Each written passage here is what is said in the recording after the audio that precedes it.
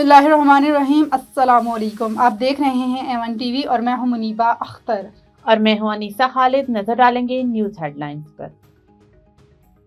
Iran पर हमले का फैसला अभी नहीं हुआ, तेहरान से बातचीत का इरादा है। बहुत बड़ी बहरी कुव्वत तेहरान की तरफ रवाना, बेहतर होगा इस्तेमाल न करनी पड़े। अमेरिकी सदर डोनाल्ड ट्रंप की मीडिया से गुफ्तगू, कहा ईरान को जौहरी प्रोग्राम और मुजाहिरीन का कत्लेआम रोकना होगा। बरतानिया, कनाडा और चीन के साथ कारोबार न करने का मशवरा।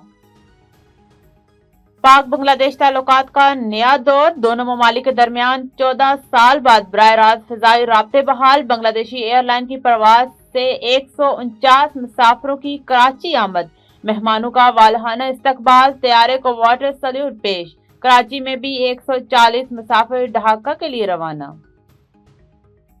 कराची में रात गए 2 ट्रैफिक हादसा, 4 अफराद जान से गए। नेटी जेटी पुल पर नामालूम गाड़ी ने मोटरसाइकिल सवार फैमिली को रौंद डाला। मियां बीवी और 2 साल का बच्चा जान बहक। बल्दिया नंबर 4 में ट्रॉलर की बाइक को टक्कर, एक शख्स जान से गया, ड्राइवर गिरफ्तार। और हैदराबाद में नवादुआ गेट के करीब ट्रॉलर में आग भड़क उठी, शोलू ने CNG पंप को लपेट में ले लिया। फायर ब्रिगेड की 3 गाड़ियां आग बुझाने में मसरूफ। न्यूज स्टूडियो से फिलवक्त इतना ही। मजीद किसी भी खबर से बाखबर रहने के लिए देखते रहिए A1 TV। A1 TV, सब पे नजर, अंदर की खबर।